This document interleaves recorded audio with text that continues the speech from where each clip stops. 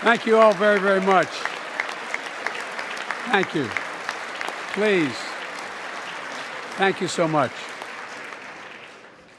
Madam Speaker, Madam Vice President, our First Lady and Second Gentleman, members of Congress and the Cabinet, Justice of the Supreme Court, my fellow Americans. Last year, COVID-19 kept us apart. This year, we're finally together again. Tonight,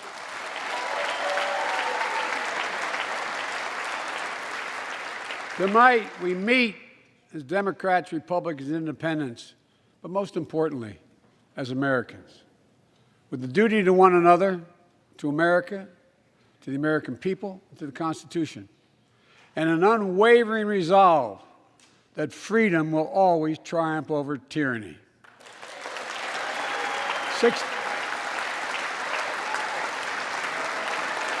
Thank you.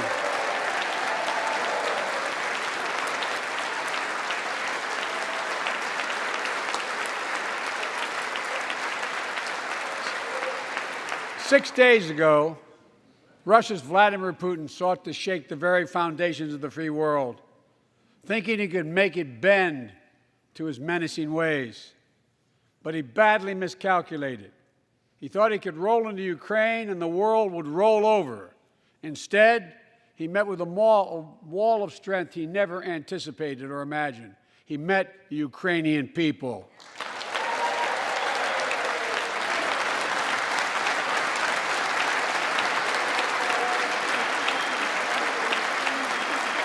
From President Zelensky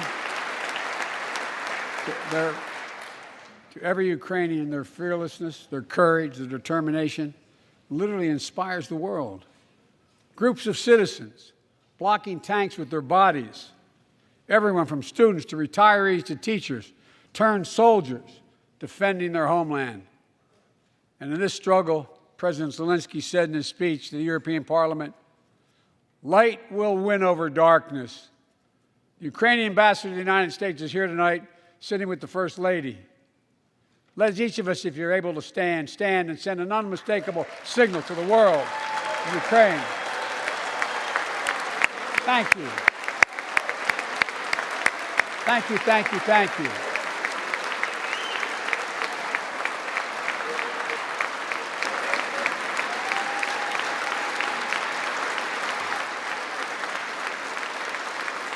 She's bright, she's strong, and she's resolved.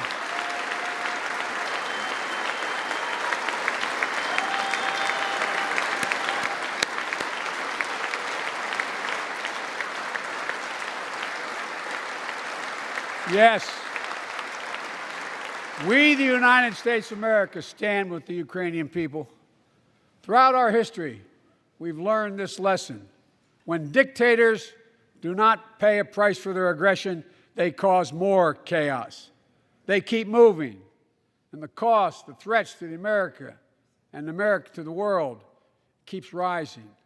That's why the NATO alliance was created, to secure peace and stability in Europe after World War II. The United States is a member, along with 29 other nations. It matters. American diplomacy matters. American resolve matters. Putin's latest attack on Ukraine was premeditated and totally unprovoked.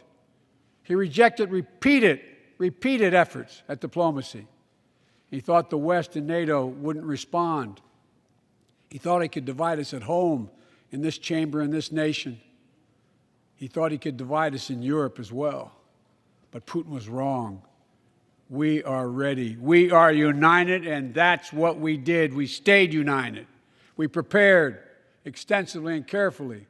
We spent months building coalitions of other freedom-loving nations in Europe and the Americas, from America to the Asian and African continents, to confront Putin. Like many of you, I spent countless hours unifying our European allies.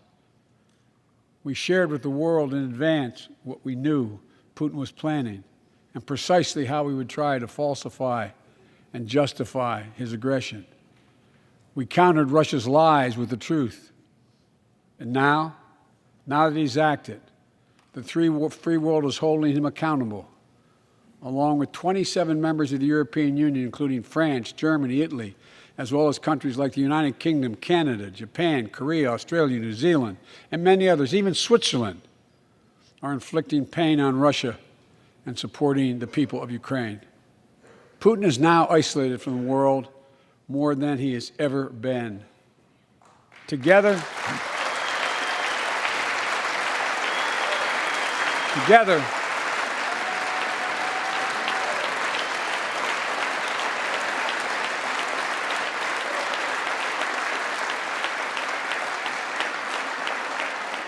along with our allies, we are right now enforcing powerful economic sanctions.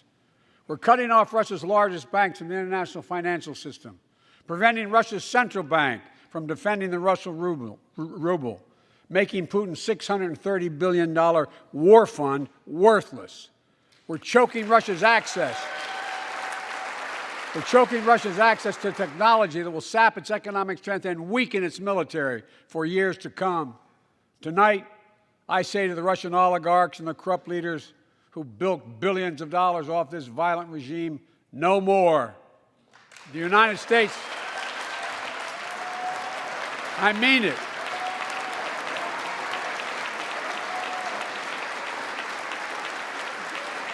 The United States Department of Justice is assembling a dedicated task force to go after the crimes of the Russian oligarchs. We're joining with European allies to find and seize their yachts, their luxury apartments, their private jets. We're coming for your ill-begotten gains. And tonight, I'm announcing that we will join our allies in closing off American airspace to all Russian flights, further isolating Russia and adding additional squeeze on their economy.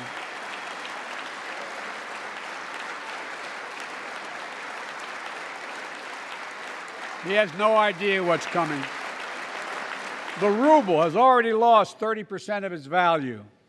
The Russian stock market has lost 40% of its value, and trading remains suspended. The Russian economy is reeling, and Putin alone is the one to blame.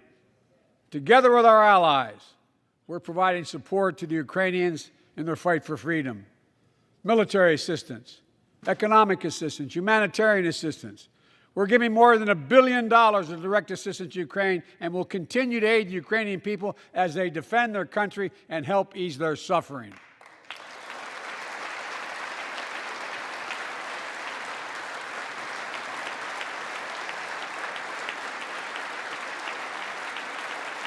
But let me be clear, our forces are not engaged and will not engage in the conflict with Russian forces in Ukraine. Our forces are not going to Europe to fight Ukraine, but to defend our NATO allies in the event that Putin decides to keep moving west. For that purpose, we have mobilized American ground forces, air squadrons, ship deployments to protect NATO countries including Poland, Romania, Latvia, Lithuania, and Estonia. And as I've made crystal clear, the United States and our allies will defend every inch of territory that is NATO territory with the full force of our collective power. Every single inch.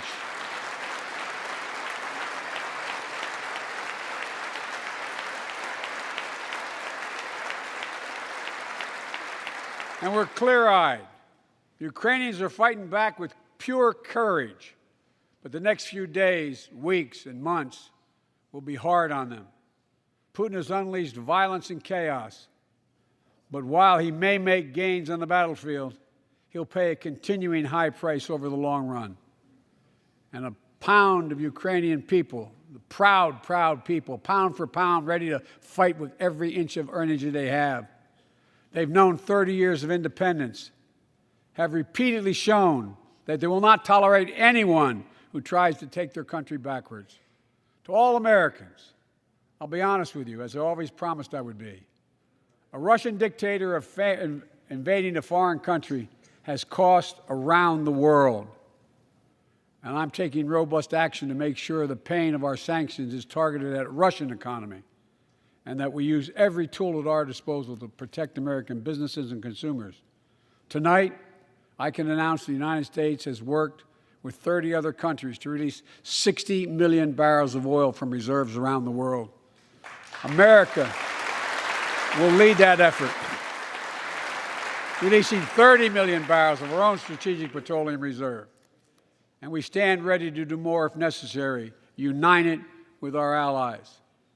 These steps will help blunt gas prices here at home, but I know news about what's happening can seem alarming to all Americans. But I want you to know we're going to be okay. We're going to be okay.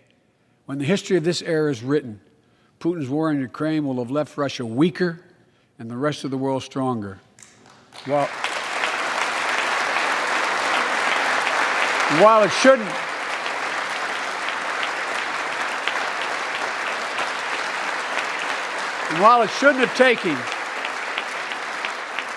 have taken something so terrible for people around the world to see what's at stake, now everyone sees it clearly. We see the unity among leaders of nations, a more unified Europe, a more unified West. We see unity among the people who are gathering in cities and large crowds around the world, even in Russia, to demonstrate their support for the people of Ukraine. In the battle between democracy and autocracies, democracies are rising to the moment, and the world is clearly choosing the side of peace and security. This is the real test, and it's going to take time. So let us continue to draw inspiration from the iron will of the Ukrainian people. To our fellow Ukrainian Americans who forged the deep bond that connects our two nations, we stand with you. We stand with you.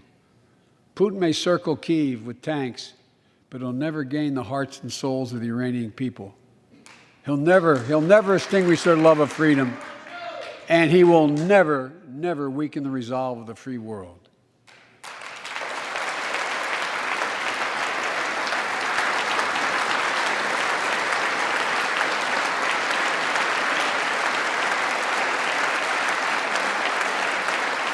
We meet tonight in an America that has lived through two of the hardest years this nation has ever faced.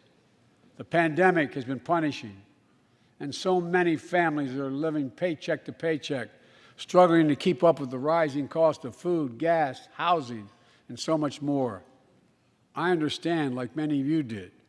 My dad had to leave his home in Scranton, Pennsylvania to find work. So like many of you, I grew up in a family when the price of food went up, it was felt throughout the family. It had an impact.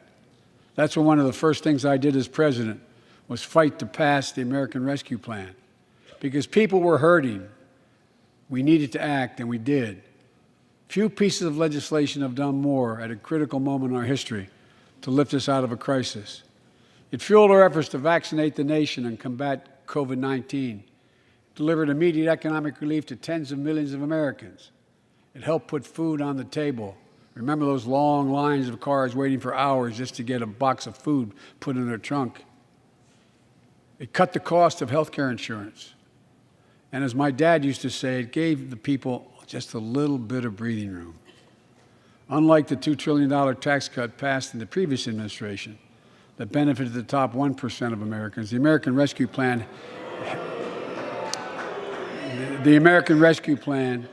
helped working people and left no one behind. Folks,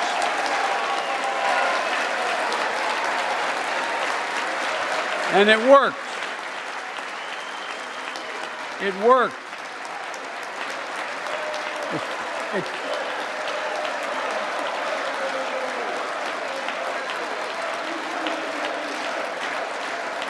It worked. We created jobs, lots of jobs. In fact, our economy created over 6.5 million new jobs just last year. More jobs in 1 year than ever before in the history of the United States of America. The economy grew at a rate of 5.7 last year, the strongest growth rate in 40 years, and the first step in bringing fundamental change to our economy that hasn't worked for working people in this nation for too long. For the past 40 years, we were told that tax break for those at the top and benefits would trickle down and everyone would benefit. But that trickle-down theory led to a weaker economic growth, lower wages, bigger deficits, and a widening gap between the top and everyone else in nearly a century. Look, Vice President Harris and I ran for office, and I realize we had fundamental disagreements on this, but ran for office with a new economic vision for America. Invest in America, educate Americans, grow the workforce, build the economy from the bottom up and the middle out, not from the top down, because we know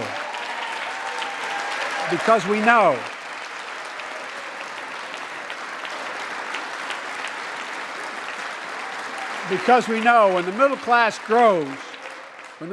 grows, the poor have a way up and the wealthy do very well. America used to have the best roads, bridges, and airports on earth, and now our infrastructure is ranked 13th in the world. We won't be able to compete for the jobs of the 21st century if we don't fix it.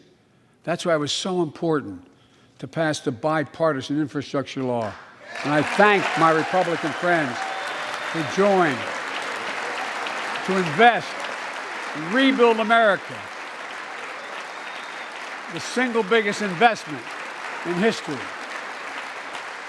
It was a bipartisan effort, and I want to thank the members of both parties who worked to make it happen. We're done talking about infrastructure weeks. We're now talking about an infrastructure decade. And look, it's going to transform America, to put us on a path to win the economic competition of the 21st century that we face with the rest of the world, particularly China. I've told Xi Jinping it's never been a good bet to bet against the American people. We'll create good jobs for millions of Americans, modernizing roads, airports, ports, waterways, all across America. And we'll do it to withstand the devastating effects of climate change and promote environmental justice. We'll build a national network of 500,000 electric vehicle charging stations, begin to replace the poisonous lead pipes so every child, every American has clean water to drink at home and at school. We're going to provide affordable, high-speed internet for every American, rural, suburban, urban, and tribal communities. 4,000 projects have already been announced. Many of you have announced them in your districts. And tonight, I'm announcing that this year, we will start fixing over 65,000 miles of highway and 1,500 bridges in disrepair. And folks,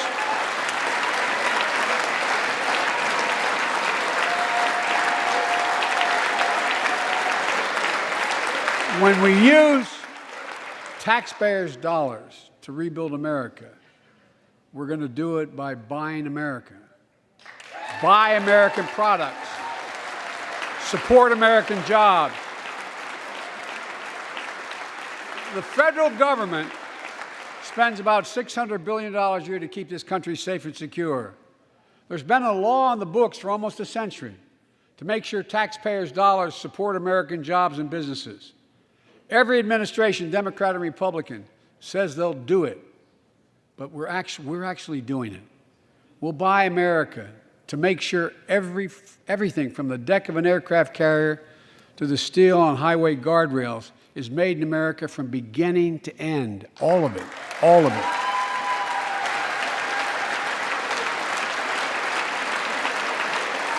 But folks,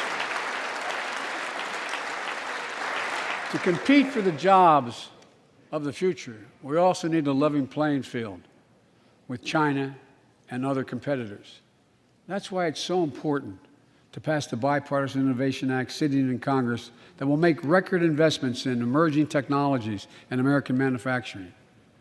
We used to invest almost 2% of our GDP in research and development. We don't now. China is. Let me give you one example why it's so important to pass. If you travel 20 miles east of Columbus, Ohio, you'll find 1,000 empty acres of land.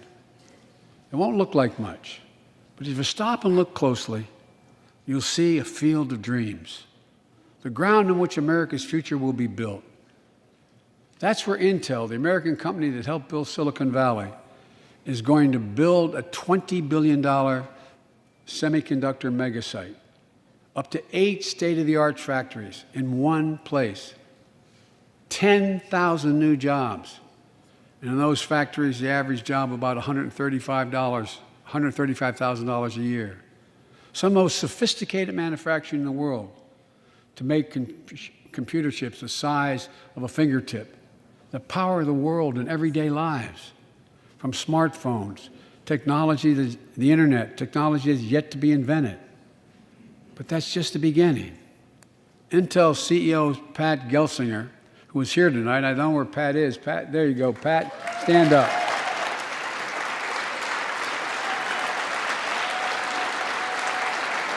Pat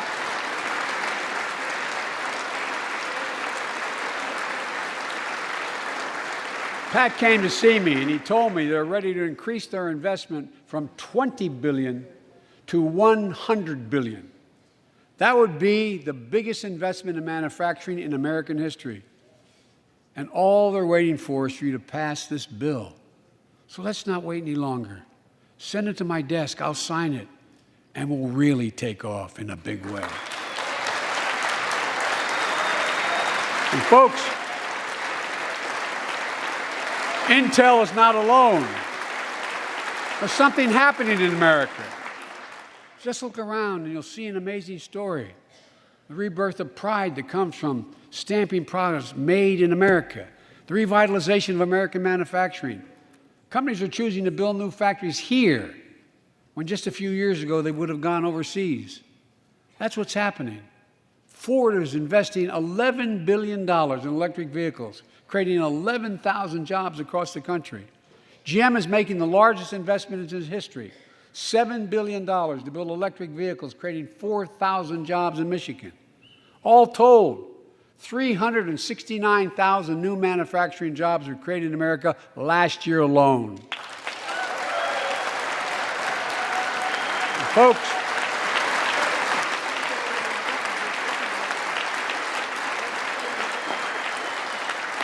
powered by people I've met like JoJo Burgess from generations of union steelworkers in Pittsburgh, who's here with us tonight. Where are you, JoJo? There you go. Thanks, buddy.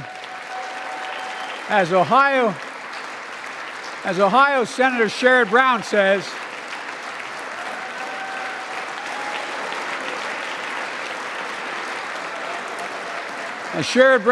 it's time to bury the label Rust Belt. It's time to see what used to be called the Rust Belt become the home of a significant resurgence of manufacturing. And with all the bright spots in our economy, record job growth, higher wages, too many families are struggling to keep up with their bills. Inflation is robbing them of gains they thought otherwise they would be able to feel. I get it. That's why my top priority is getting prices under control. Look, our economy roared back faster than almost anyone predicted, but the pandemic meant that businesses had a hard time hiring enough people because of the pandemic to keep up production in their factories. So you didn't have people making those beams that went into buildings because they were out. The factory was closed. The panic also disrupted the global supply chain. Factories close. When that happens, it takes longer to make goods and get them to the warehouses, to the stores, and prices go up. Look at cars last year. 1/3 of all the inflation was because of automobile sales. There weren't enough semiconductors to make all the cars that people wanted to buy. And guess what? Prices of automobiles went way up, especially used vehicles as well. And so we have a choice. One way to fight inflation is to drive down wages and make Americans poorer. I think I have a better idea to fight inflation. Lower your costs, not your wages. And folks,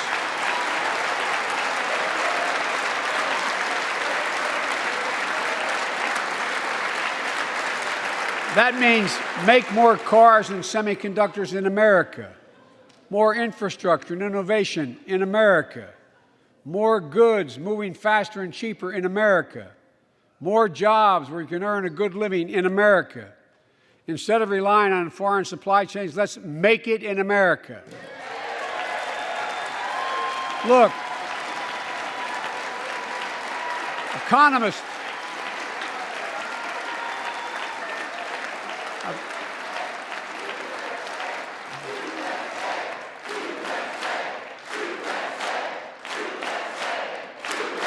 Economists call this increasing the productive capacity of our economy. I call it building a better America. My plan to fight inflation will lower your costs and lower the deficit. 17 Nobel laureates in economics said my plan will ease long-term inflationary pressures. Top business leaders, and I believe most Americans support the plan. And here's the plan. First, cut the cost of prescription drugs. We pay more for the same drug produced by the same company in America than any other country in the world. Just look at insulin. 1 in 10 Americans has diabetes. In Virginia, I met a 13-year-old boy, the handsome young man standing up there, Joshua Davis. He and his dad both have type 1 diabetes, which means they need insulin every single day. Insulin costs about $10 a vial to make. That's what it costs the pharmaceutical company. But drug companies charge families like Joshua and his dad up to 30 times that amount. I spoke with Joshua's mom. Imagine what it's like to look at your child who needs insulin to stay healthy and have no idea how in God's name you're going to be able to pay for it. What it does to your family, but what it does to your dignity, your ability to look your child in the eye, to be the parent you expect yourself to be. I really mean to think about that. That's what I think about. You know, yesterday, Joshua's here tonight, but yesterday was his birthday. Happy birthday, buddy, by the way. For Joshua and 200,000 other young people with type 1 diabetes, let's cap the cost of insulin at $35 a month so everyone can afford it. And drug companies will do very, very well, their profit margin. While we're at it, I know we have great disagreements on this floor with this. Let's let Medicare negotiate the price of prescription drugs.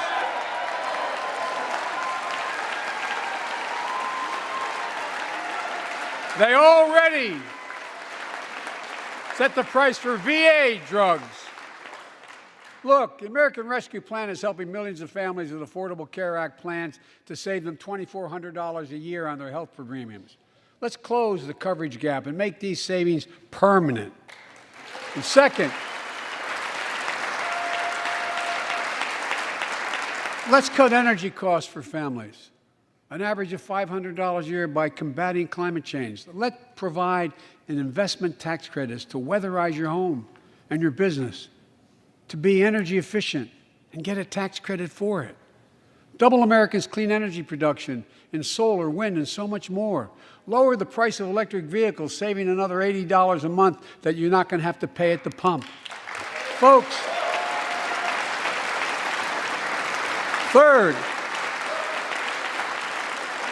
the third thing we can do to change the standard of living for hardworking folks is cut the cost of child care. Cut the cost of child care. Folks, if you live in a major city in America, you pay up to $14,000 a year for child care per child. I was a single dad for 5 years, raising 2 kids. I had a lot of help, though. I had a mom, a dad, a brother, and a sister that really helped. But middle class and working folks shouldn't have to pay more than 7% of their income to care for the young children. My plan would cut the cost of child care in half for most families and help parents, including millions of women who left the workforce during the pandemic because they couldn't afford child care, to be able to get back to work, generating economic growth. But my plan doesn't stop there. It also includes home and long-term care, more affordable housing, pre-K for 3- and 4-year-olds. All these will lower costs to families. And under my plan, nobody, let me say this again, nobody earning less than $400,000 a year will pay an additional penny in new taxes. Not a single penny.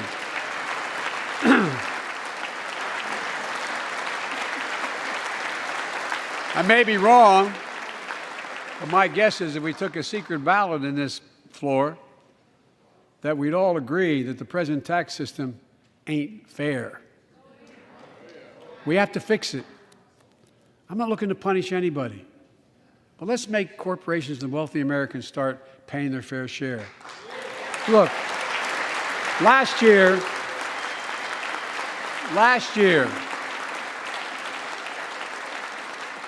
like Chris Coons and Tom Carper and my distinguished Congresswoman, we come from the land of corporate America.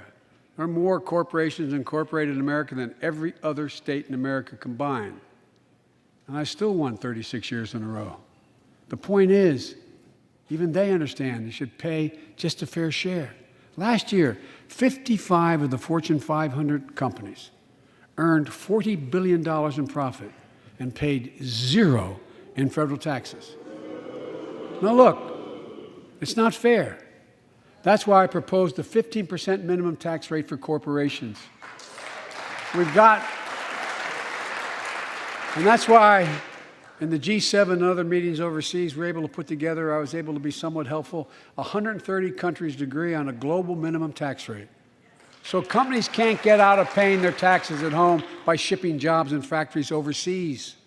It'll raise billions of dollars.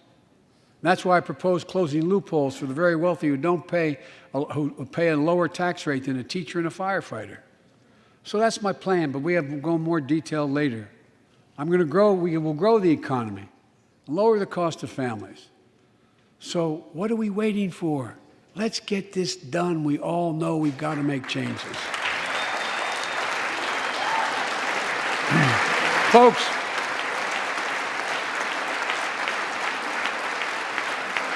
and while you're at it, confirm my nominees for the Federal Reserve, which plays a critical role in fighting inflation.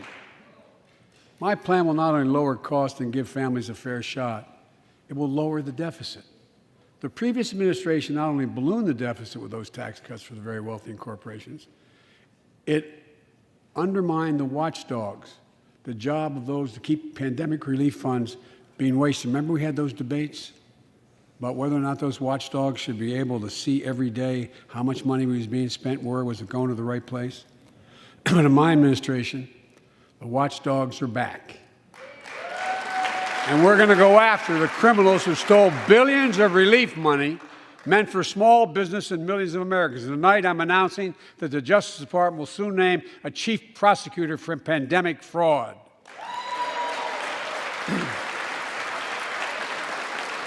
And look,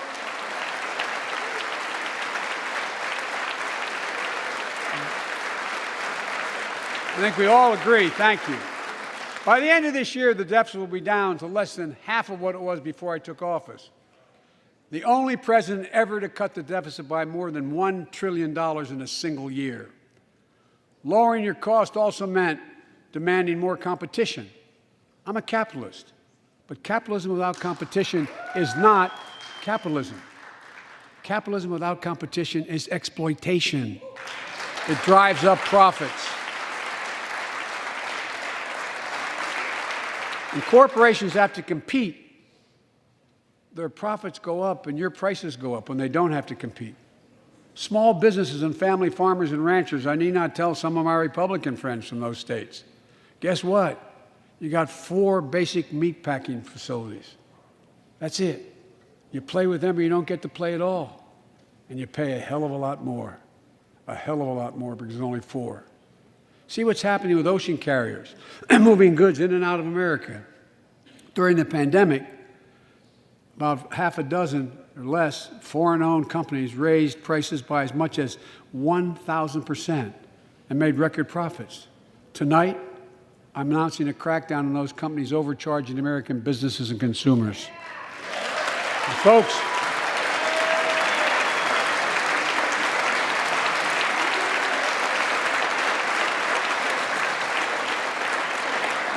And as Wall Street firms take over more nursing homes, quality in those homes has gone down and costs have gone up. That ends on my watch. Medicare is going to set higher standards for nursing homes and make sure your loved ones get the care they deserve and that they inspect and they will look at closely. We're also going to cut costs to keep the economy going strong and giving workers a fair shot, provide more training and apprenticeships, hire them based on skills, not just their degrees. Let's pass the Paycheck Fairness Act and paid leave. Raise the minimum wage to $15 an hour and extend the child tax credit so no one has to raise a family in poverty. Let's increase Pell Grants, increase our historic support for HBCUs, and invest in what Jill, our First Lady who teaches full-time, calls America's best-kept secret, community colleges. Look, let's pass the PRO Act. When a majority of workers want to form a union, they shouldn't be able to be stopped.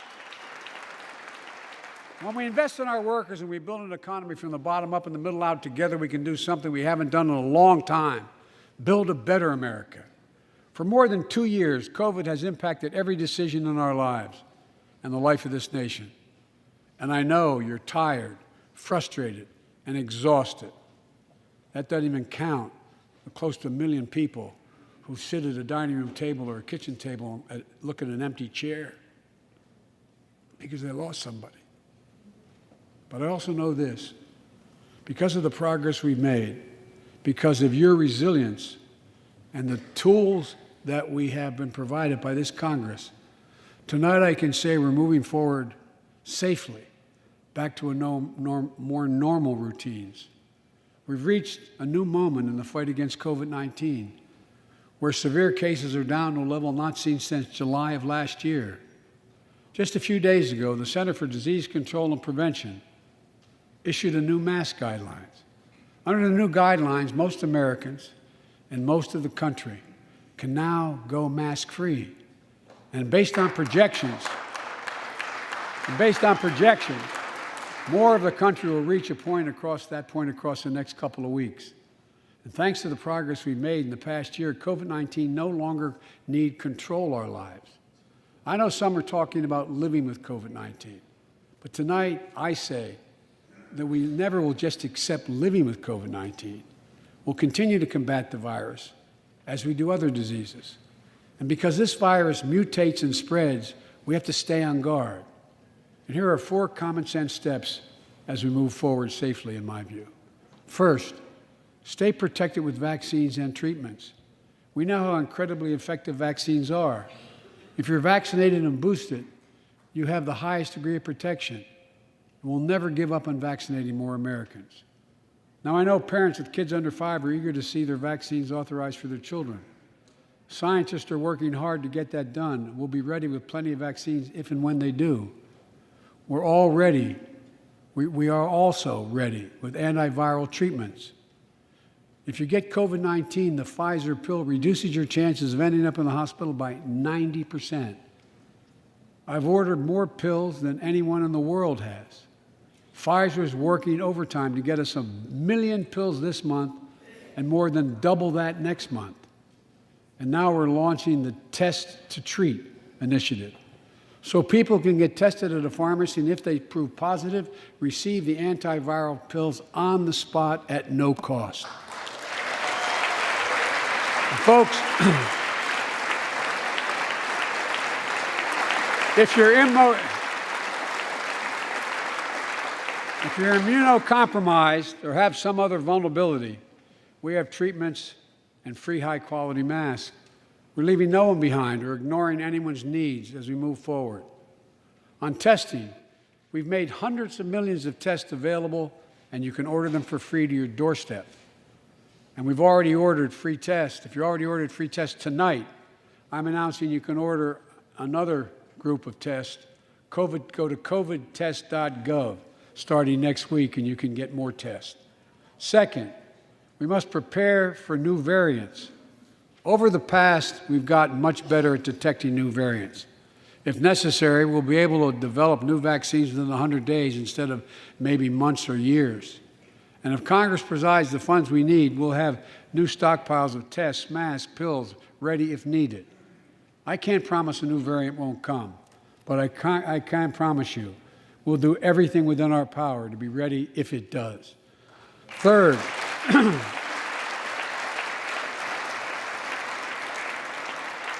we can end the shutdown of schools and businesses. We have the tools we need.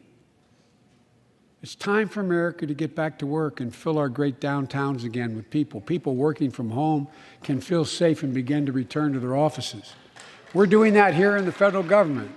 The vast majority of federal workers will once again work in person. Our schools are open. Let's keep it that way. Our kids need to be in school.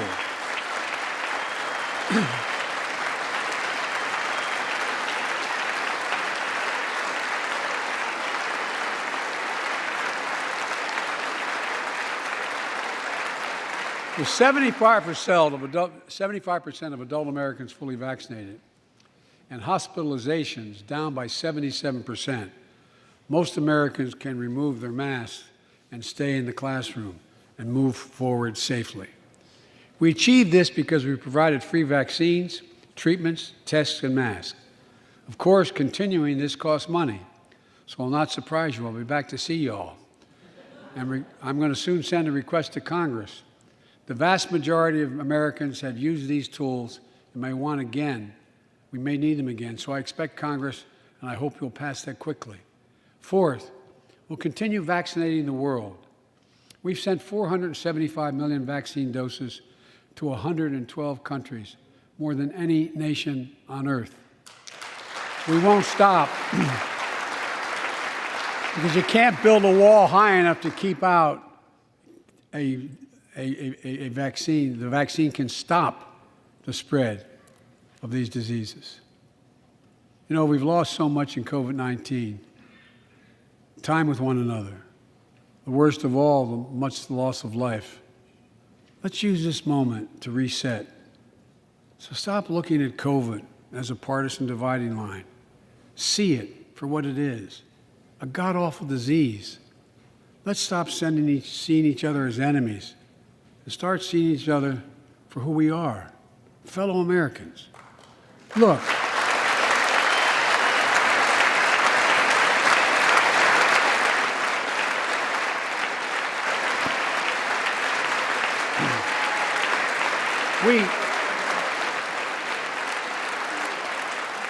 we can't change how divided we've been. It was a long time in coming. But we can change how to move forward on COVID-19 and other issues that we must face together. I recently visited New York City Police Department days after the funerals of Officer Wilbur Mora and his partner, Officer Jason Rivera. They were responding to a 9/11 call when a man shot and killed them with a stolen gun. Officer Mora was 27 years old. Officer Rivera was 22 years old. Both Dominican Americans who grew up in the same streets that they later chose to patrol as police officers. I spoke with their families, and I told them that we were forever in debt for their sacrifices and will carry on their mission to restore the trust and safety of every community deserves. Like some of you that have been around for a while, I've worked with you on these issues for a long time. I know what works. Investigating crime prevention and community policing, cops who walk the beat, who know the neighborhood, and who can restore trust and safety. Let's not abandon our streets or choose between safety and equal justice. Let's come together and protect our communities, restore trust, and hold law enforcement accountable. That's why the Justice Department has required body cameras, banned chokeholds, and restricted no-knock warrants for its officers. That's why the American Rescue Plan that you all provided $350 billion that cities, states, and counties can use to hire more police, invest in more proven strategies.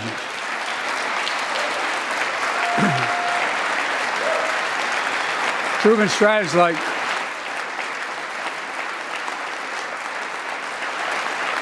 strategies like community violence interruption, trusted messengers, breaking the cycle of violence and trauma, and giving young people some hope. We should all agree the answer is not to defund the police, it's to fund the police. Fund them. Fund them.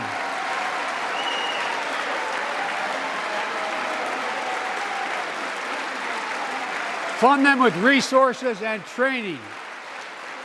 Resources and training they need to protect our communities. I ask Democrats and Republicans alike to pass my budget and keep our neighborhoods safe. And we'll do everything in my power to crack down on gun trafficking of ghost guns that you can buy online, assemble at home, no serial numbers, can't be traced.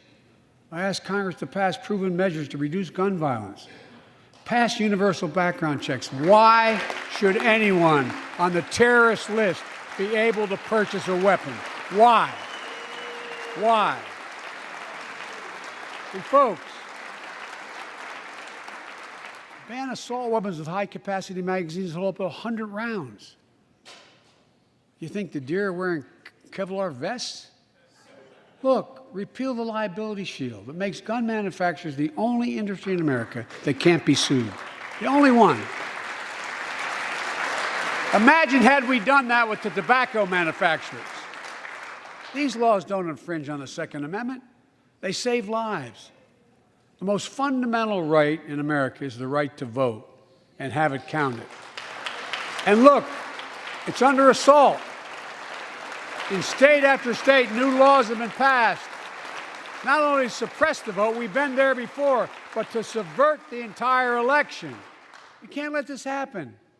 Tonight I call on the Senate to pass the Freedom to Vote Act, pass the John Lewis Act, Voting Rights Act. And while you're at it, pass the Disclose Act so Americans know who's funding our elections.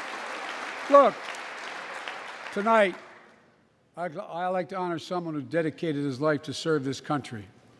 Justice Breyer, an Army veteran, constitutional scholar, retiring Justice of the United States Supreme Court. Justice Breyer, thank you for your service. Thank you, thank you, thank you. I mean it. Get up, stand, let them see you. Thank you.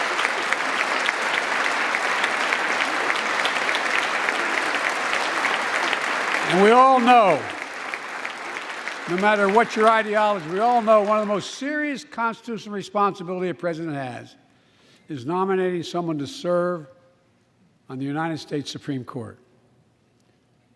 As I did 4 days ago, I've nominated the Circuit Court of Appeals, Ketanji Brown Jackson, one of our nation's top legal minds, who continue in Justice Breyer's legacy of excellence. A former top litigator in private practice, a former federal public defender, from a family of public school educators and police officers. She's a consensus builder. Since she's been nominated, she's received a broad range of support, including the Fraternal Order of Police and former judges supported by Democrats and Republicans. Folks, if we are to advance liberty and justice, we need to secure our border and fix the immigration system.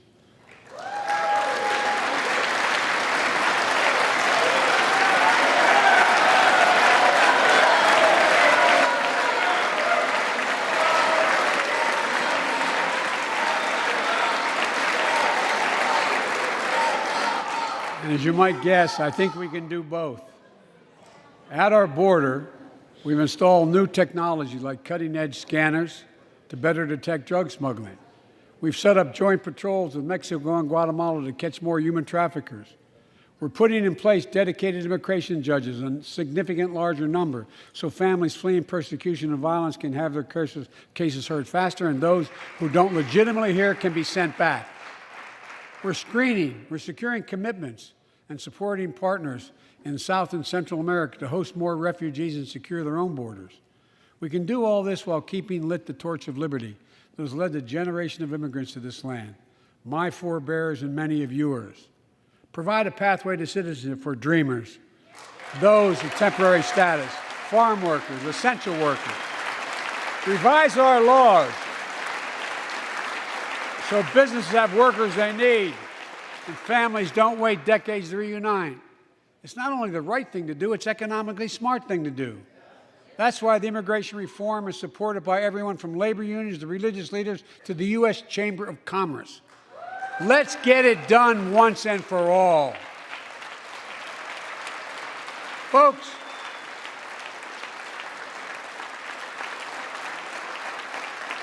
advancing liberty and justice also requires protecting the rights of women. The constitutional right affirmed by Roe v. Wade, standing precedent for half a century, is under attack as never before. If you want to go forward, not backwards, we must protect access to health care, preserve a woman's right to choose, and continue to advance maternal health care for all Americans.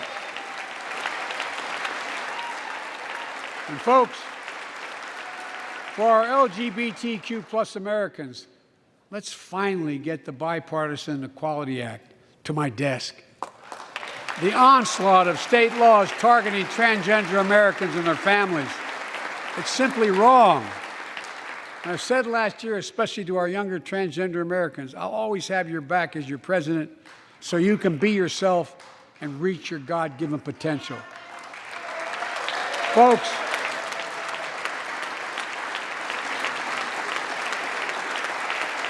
as I've just demonstrated, while it often appears we do not agree, and that we do agree on a lot more things than we acknowledge.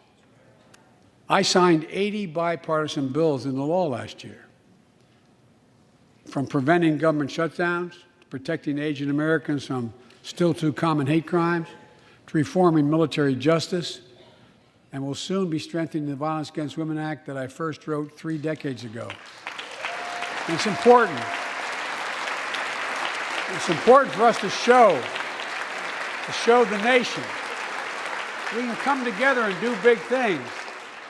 So tonight I'm offering a unity agenda for the nation. 4 big things we can do together, in my view. First, beat the opioid epidemic. There's so much we can do.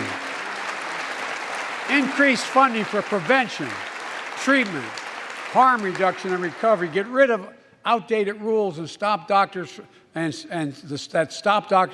prescribing treatments. Stop the flow of illicit drugs by working with state and local law enforcement to go after the traffickers. And if you're suffering from addiction, you should know you're not alone. I believe in recovery, and I celebrate the 23 million Americans in recovery.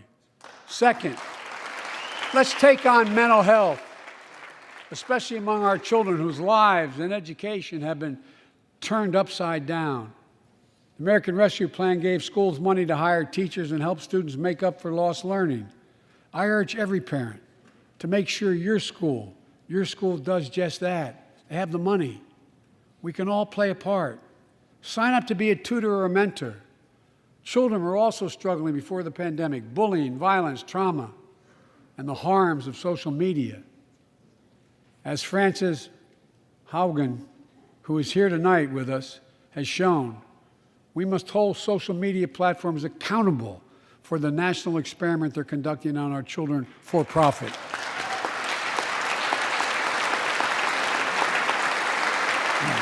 Folks, thank you. Thank you for the courage you showed. It's time to strengthen privacy protections, ban targeted advertising to children, demand tech companies stop collecting personal data on our children, and let's get all Americans the mental health services they need. More people can turn for help and full parity between physical and mental health care if we treat it that way in our insurance.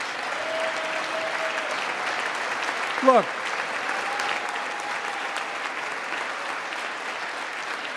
the third piece of that agenda is support our veterans. Veterans are the backbone and the spine of this country. They're the best of us.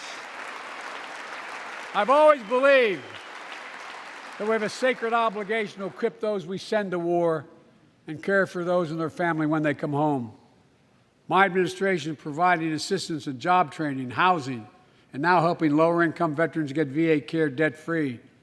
And our troops in Iraq and Afghanistan have faced many dangers. one being stationed at bases breathing in toxic smoke from burn pits. Many of you have been there. I've been in and out of Iraq and Afghanistan over 40 times. These burn pits that incinerate waste, the waste of war, medical and hazardous material, jet fuel, and so much more. And they come home, many of the world's fittest and best trained warriors in the world, never the same. Headaches, numbness, dizziness. A cancer that would put them in a flag-draped coffin. I know. One of those soldiers was my son, Major Bo Biden. I don't know for sure if the burn pit that he lived near, that his hooch was near in Iraq and earlier than that in Kosovo, is the cause of his brain cancer, the disease of so many other troops. But I am committed to find out everything we can, committed to military families like Danielle Robinson from Ohio, the widow of Sergeant First Class Heath Robinson. He was born a soldier, Army National Guard, combat medic in Kosovo and Iraq, stationed near Baghdad, just yards from burn pits the size of football fields. Danielle is here with us tonight. They love going to Ohio State football games.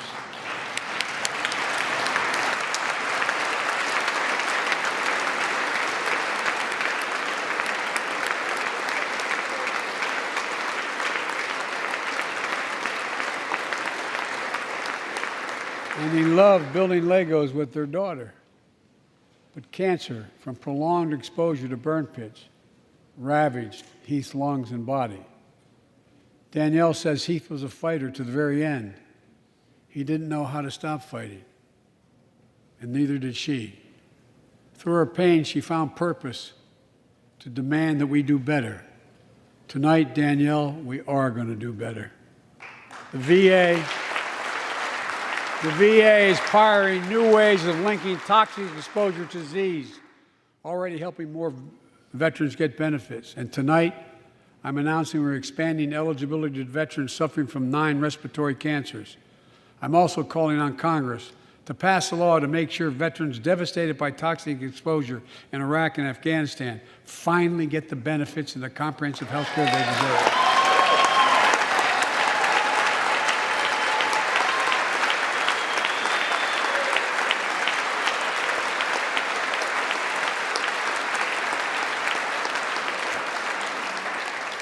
And fourth and last, let's end cancer as we know it.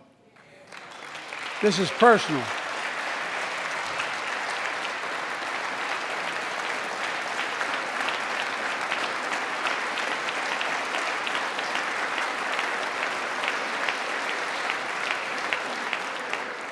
This is personal to me and to Jill and to Kamala and so many of you. So many of you have lost someone you love. Husband, wife, son, daughter, mom, dad. Cancer is the #2 cause of death in America, second only to heart disease. Last month, I announced the plan to supercharge the cancer moonshot that President Obama asked me to lead 6 years ago. Our goal is to cut cancer death rates by at least 50% over the next 25 years, and I think we can do better than that. Turn cancers from death sentences into treatable diseases. More support for patients and their families. To get there, I call on Congress to fund what I call ARPA-H, Advanced Research Projects Agency for Health, patterned after DARPA in the Defense Department, projects that led in DARPA to the internet, GPS, and so much more to make our forces more safer and be able to wage war with more clarity. ARPA will have a singular purpose: to drive breakthroughs in cancer, Alzheimer's and diabetes, and more. A unity agenda for the nation. We can do these things. It's within our power, and I don't see a partisan edge to any one of those 4 things. My fellow Americans, tonight, we've gathered in this sacred space, a citadel of democracy, in this Capitol, Generation after generation of Americans have debated great questions amid great strife and have done great things. We fought for freedom, expanded liberty, debated totalitarianism and terror. We built the strongest, freest, and most prosperous nation the world has ever known. Now is the hour, our moment of responsibility, our test of resolve and conscience, of history itself. It is in this moment that our character of this generation is formed. Our purpose is found. Our future is forged. Well, I know this nation. We'll meet the test, protect freedom and liberty, expand fairness and opportunity, and we will save democracy. As hard as those times have been, I'm more optimistic about America today than I've been my whole life, because I see the future that's within our grasp, because I know there's simply nothing beyond our capacity. We're the only nation on earth that has always turned every crisis we've faced into an opportunity. The only nation that can be defined by a single word: possibilities. So on this night, on our 245th year as a nation, I've come to report on the state of the nation, the State of the Union. And my report is this: the State of the Union is strong because you, the American people, are strong. We are stronger today. We are stronger today than we were a year ago. And we'll be stronger a year from now than we are today. This is our moment to meet and overcome the challenges of our time. And we will, as one people, one America, the United States of America. God bless you all, and may God protect our troops. Thank you. Go get him.